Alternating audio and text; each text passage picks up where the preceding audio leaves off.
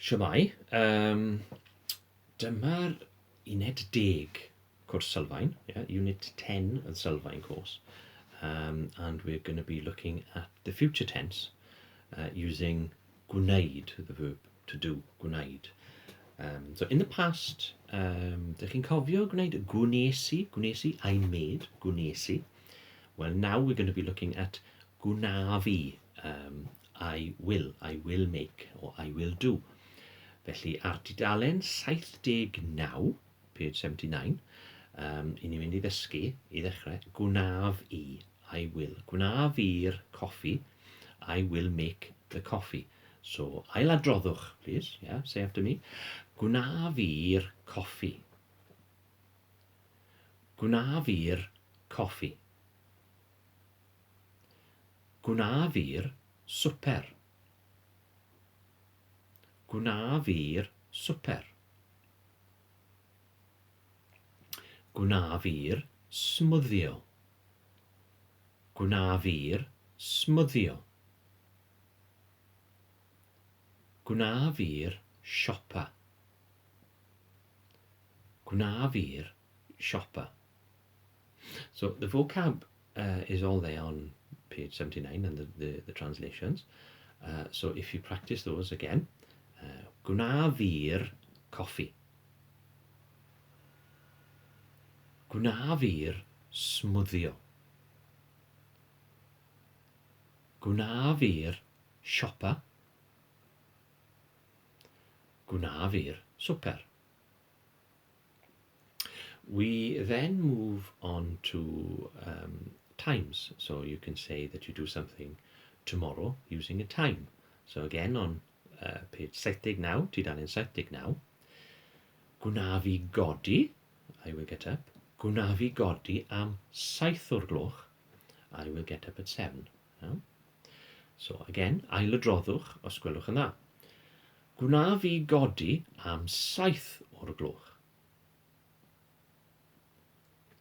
Gwnaf I fwyta cinio am hanner dydd. Gwnaf I goginio swper am 6 o'r gloch.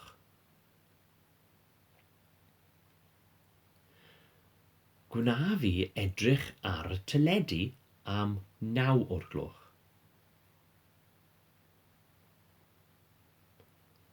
Gwnaf I gysgu am 10 o'r gloch.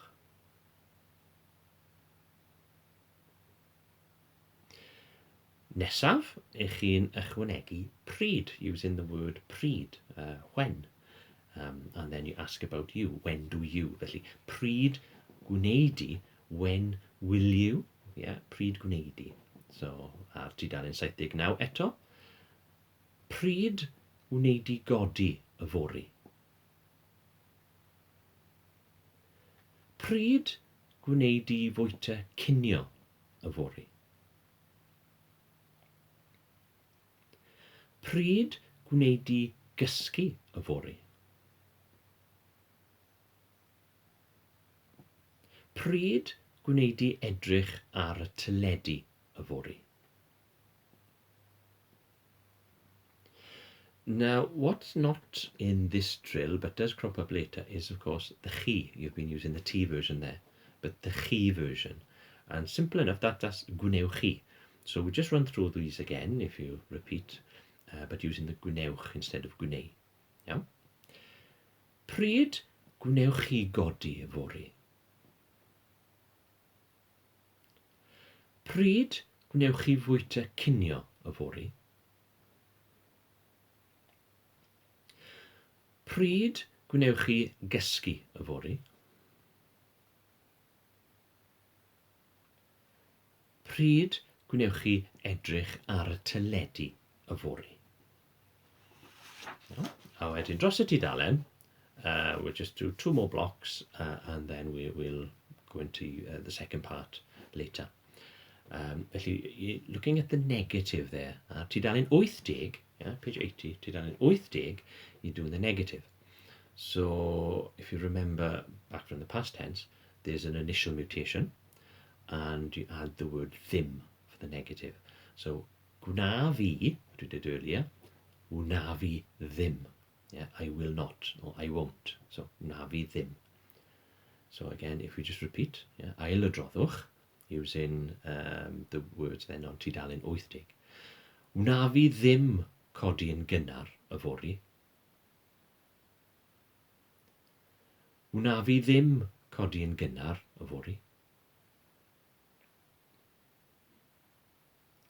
Wna fi ddim bwyta brecwast yfory.